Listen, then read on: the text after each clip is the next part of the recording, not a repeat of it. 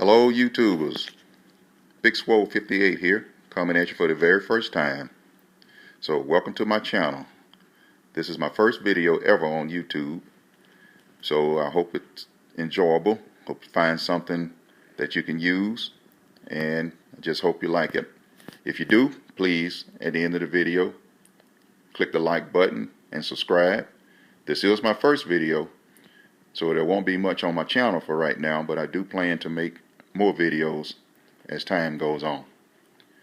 But I'm calling this video Collecting on a Budget, Part 1.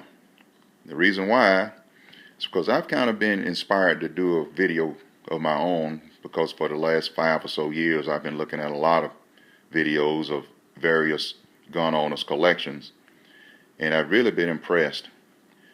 But it has inspired me to do one of my own, showcase the collection that I have acquired over the last few years. Now, anybody that collects or buys guns, firearms, you know that this can be a very expensive hobby, if you want to call it that. And if you're not careful, or unless you got real deep pockets, man, you can break your bank, and you can do it in a quick, fast, and in a hurry. But I want to show you what I have. And during that time where I'm showing it, I'm going to talk about some of the ways that I've acquired these beautiful pistols. And believe it or not, you're probably going to be amazed of how little, in some cases, they have cost me. And some of the techniques I've used in order to get them in the condition that you see them now.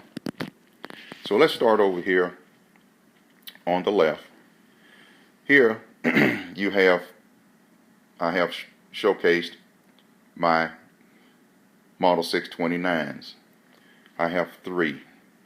I've got a 6-inch up at the top, beautiful 6-inch 629-1.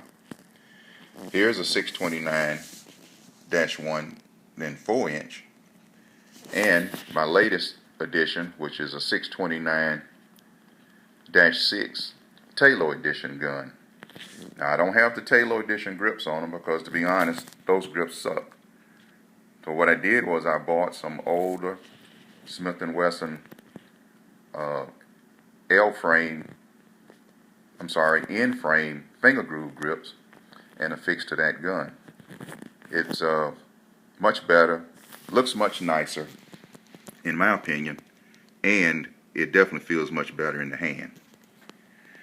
In the middle here, I've got 5 Model 686s. And the reason why I got the 686 is because, in my opinion, I think it's just a perfect handgun in terms of size, power, grip for the 357 Magnum cartridge. But I have 5. Now, I like the older Smith & Wesson guns, the ones that predate the locks and the abundant use of mem parts, and when they still put the square butts on them, and when they were still handcrafting their grips in-house before they went to the aftermarket grips that they're currently using by Hogue and Altamont. But up here at the very top, that is a 4-inch 686-1. I think it's a beautiful gun. This one is a 686-2. And this is my beautiful pride and joy here. This is a 686-3.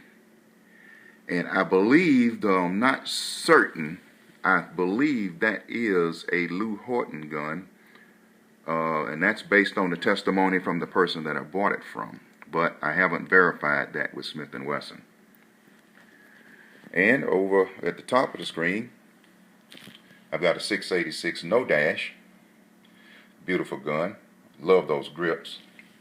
And here is, in my estimation, is the last great 686 that they made, which is the 686-4. And this one is a transition gun, because if you see, you can tell it doesn't have the key lock.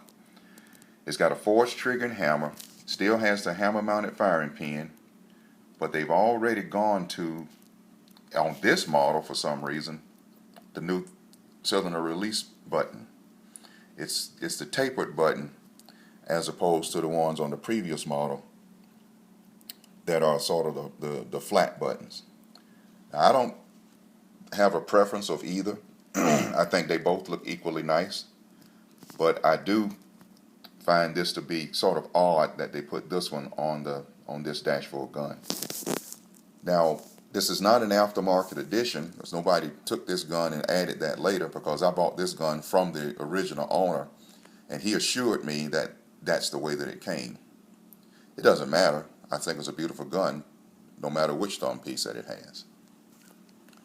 And over here, lastly, are my full model 66s, which I think, too, is the most beautiful handgun, or the most beautiful revolver Smith & Wesson has ever made. Up here at the top is my 66 No Dash. Secondly, right here with the beautiful stocks on them, is my Model 66-2. Now, there's a difference between the No Dash and the Dash 2, because if many of you know who collect Smith & Wesson revolvers, the No Dash guns have the pin barrel and the recessed cylinder. And you can almost tell that's a recessed cylinder because it's a little bit longer in length than the cylinders that are non-recessed. And I've got a Model 66-4. And lastly, I got a Model 66-3. And I love those grips. They're sort of a dark, look like walnut, but I haven't been able to tell exactly what species it is. And I redo all of these grips, and I'm pretty good at identifying the wood species. And I believe this is a dark walnut, but I'm not 100% certain. But these are some beautiful guns. And I know you're probably thinking that, man, I spent a ton of money on these guns. Well, that's kind of relative to, what one may consider a ton of money. I bought all of these guns used, and most of them I bought, a lot of them I bought from the original owners or the original family of owners. And a few I got from some gun broker auctions, some other, buy pay sites, even a pawn shop or two. But all of these guns were acquired at what I consider to be some very, very reasonable prices. Now, I didn't get them in this configuration. They weren't in this condition when I bought them. So don't anybody think that, wow, I got that lucky. You're not that lucky. At least I'm not. And I wasn't trying to be that lucky. What I target is the guns that are mechanically and operationally, functionally, in really good shape. But aesthetically, could be scratched up, the grips could be damaged or broken or just worn out. Something that you can, and even the metal, that as long as it's not, damaged, bent, too bad a shape, that you can get and put a little bit of work in, and you can make that gun, look awesome. And that's what I've always targeted. So, for instance, this Model 629-1, this 6-inch gun, I bought this gun from its original owner, and he assured me that the gun had never been really, shot a lot, but he just didn't want it anymore. But it was scratched up a lot because he, carried it. He took it, outdoors with him into the woods and so forth. So it got used a lot. But I paid $500 for that gun. The grips and all were on it, and that's what I paid for it. And I just, polished it up and refinished the grips, and that's what it turned out with. But these are some beautiful guns, and that, and I've got story after story after story about all of these guns. None of them were in pristine condition when I bought them. And I'm not stating that any of them are in pristine condition now. But most of them I paid way below market price for them. And at the same time was able to acquire some really beautiful guns. Now, like this one, for example. Now, many of you are not going to believe this, but this gun cost me $240. But it was a wreck when I bought it. But look at it now.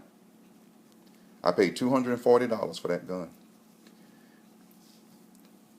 And the person that sold it to me never cleaned it. It had been dropped. It was scratched up really bad. It was a wreck. But with a little bit of effort, I was able to turn that gun into a showpiece. I bought new grips for it and refinished them, and now that's what I have. So if you're interested in how you're doing this, how you can do this for yourself and acquire some beautiful guns without breaking your bank, tune in to some of my next videos. I'll be going into some detail about them while I'm actually showing you in more detail each of these guns. But I'm going to just break them out, and I'm going to show you my 629s, my 686s, and my Model 66s.